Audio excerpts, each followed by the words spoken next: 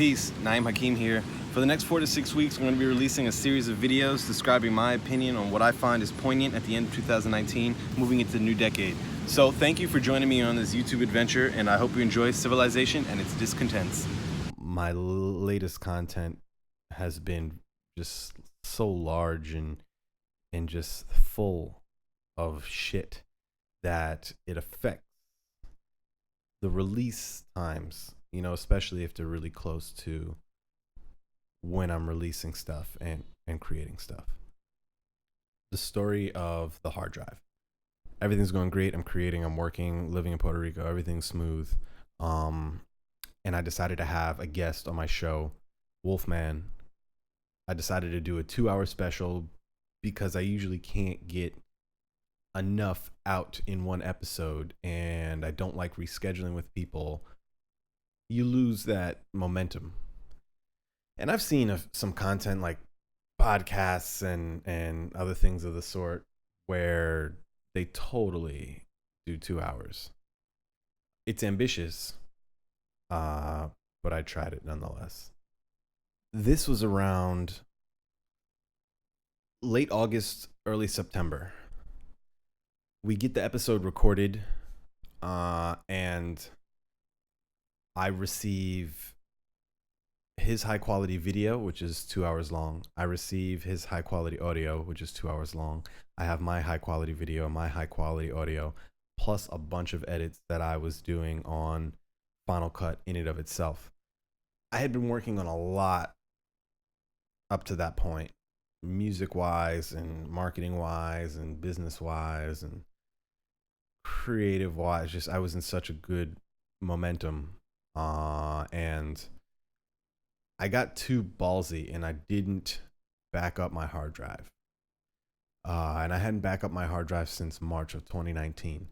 So the backup I had was March, and then I went April, May, June, July, and August, just working hard. And when August hit, like dog days of August, in editing that video and in creating that, I went to go export this huge video, and it basically fried my hard drive, which was already pumping information in and out and in and out and in and out of the computer. And that experience was brutal, just slowly realizing that the export didn't work. The issue is that Final Cut, it creates so many renders of things as temporary files on my computer that it just filled up my temporary hard drive with tons of 2 hour renders. And I wasn't smart about it. File management is huge. So I hadn't realized how bad it got. When I said fried my hard drive, I had to cancel the process in the middle, and that slowed things down. The computer couldn't catch up, and it basically couldn't catch up with itself, and I had to eject and unplug, and the hard drive became useless. And that was a lot of work that I had stored up and saved up that I hadn't backed up. And now, you know, whatever, you get devastated, you learn.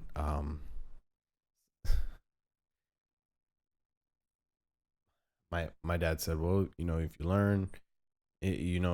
you learn to back up your hard drive next time, then that means you learned your lesson.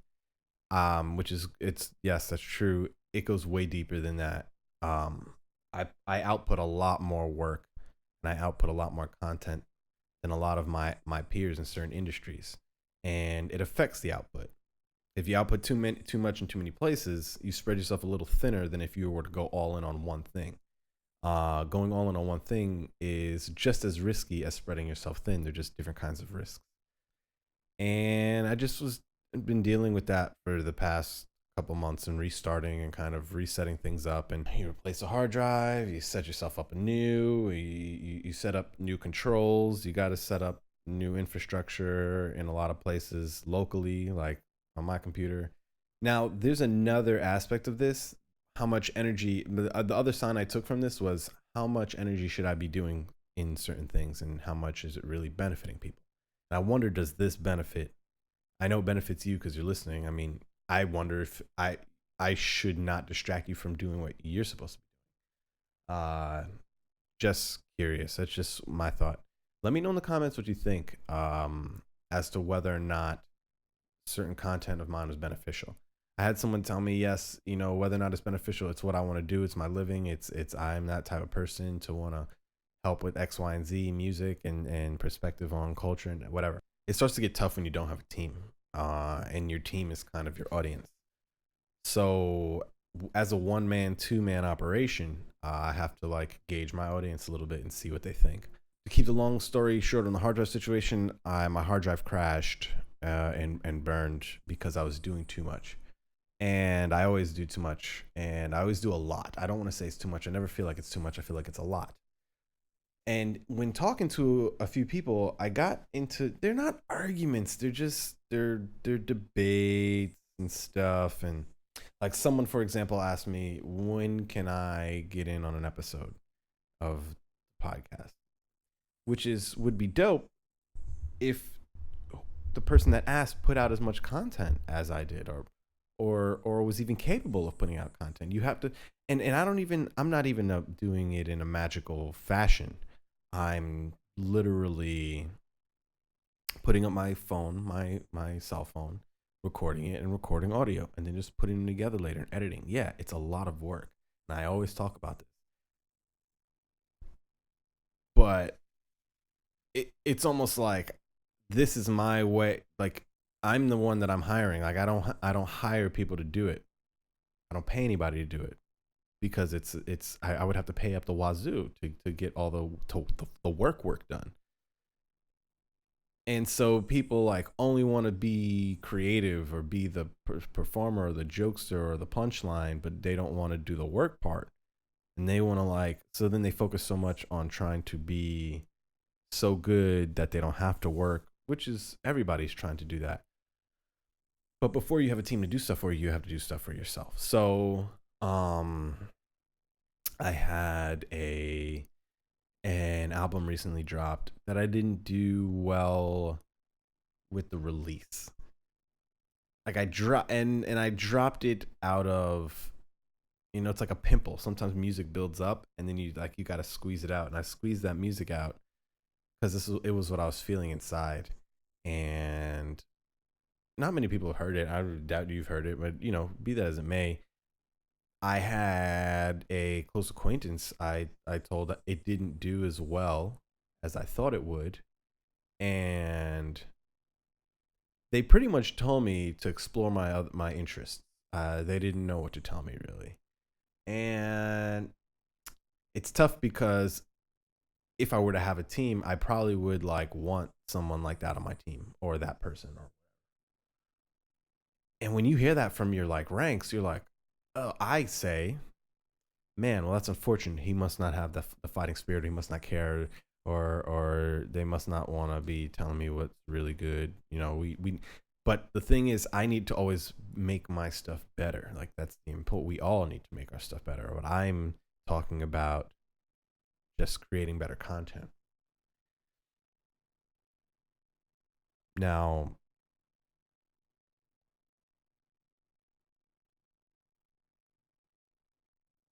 the other version of this comes when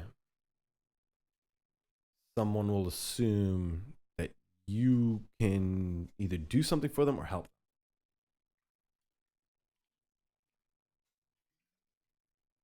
Sometimes people can't be helped. I don't mean that some people are a lost cause. I just mean that some people are lazy, and some people who you love are lazy. I have people that are close to me that have asked me tons of times to help them on certain things, like creating video content, podcasts, I don't even like shows, like content, like real things. And that's dope. I don't know why they come to me. Well, they come to me because I do that, or they think I do that, or I do. And that, when I give the advice, it's not that they don't like it, but it's almost like they don't want to pay you to do what someone who isn't related to you would have to pay you to do, which is like teach them and do a lot of stuff for them, like handhold them through the process. because I've taught myself everything I know. Like, yes, there's a lot of stuff I learned in school, but a lot of stuff I taught myself. So when someone isn't a self-starter, well, that's your first mistake. You got to be a self-starter. I can't be like, oh, be a self-starter. Like I tried, but then nobody wants to hear be a self-starter. I've had people literally on multiple occasions literally try to put like Amazon accounts in my hand and eBay accounts in my hand and literally like have me on the line while they're also trying to purchase something to help their situation or someone else's situation they know or theirs. But I don't know what to tell them to buy. Like, what would I buy? And I could be like, oh, get this and this and this because that's what I would do, and then eventually when they stop or don't use it, take it off their hands. But that's not what I'm interested in doing. If anything, I want to help people do stuff. So it's like having an audience that is close to you can hurt you if they're not really into your content. Or if they're like, you're related to me, so I don't really take what you say serious. Or they look at you and they then assume the results of what it is that you're giving advice or you're saying things on are about. They just don't, it just doesn't register. And it kind of goes into your like friend circle as well. So the last part of this, I guess, is the free. When people, whether they're fans or they're friends or they're just people that hit you up, and they don't do certain things on their own. They don't know how to do things on their own. They don't care to do things on their own. They wouldn't pay to do it because they're broke or they don't have money, and they're just, generally just are broke in the mindset as well. They will never get something done. They won't mix and master. They won't do this editing thing. They won't do things to get the thing, whatever they're doing, to be more professional. But everybody wants to be more professional, and they want professional money, and they want to make professional money. But if you're not performing on a professional level, what do you want? What do you want? Like you want someone to just give you stuff. And for me, well, one, that's unattractive, but it's like it's hard to tell people that you know and you love to fix their structural situation. As I've gotten older, it's been easier to communicate with certain people. But again, I tend to avoid conversations where the other person has to change something, because I'm a big dude that's built on change. I thrive off of change and moving with stuff in the tide of where things are going. You just got to learn. You got to roll with it. And the amount of people that don't, but have opinions about stuff, like will have opinions about what I do or opinions about what people who do things do. It's crazy. It's unbelievable. And sometimes it makes my stomach turn. It's almost hypocritical, but I'm curious if you've ever dealt with anything like this on any kind of level. People shit on certain, in America specifically, but the world at large, shit on other people who are different or who they think do things worse. They're always like, oh, I'm different, I'm better, I'm the bigger man, or my religion is this, or whatever it is that they're part of, their posse, their crew, their clique. They always think it's better than everyone else's. To the point where even if it's the most peaceful one, they're like, well, those people aren't peaceful, so they're like, they don't get it. And it's a form of caste. It's a social caste. And I'm not to say I'm not about that.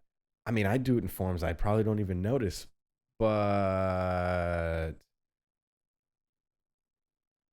I know that I can't stay quiet is the thing.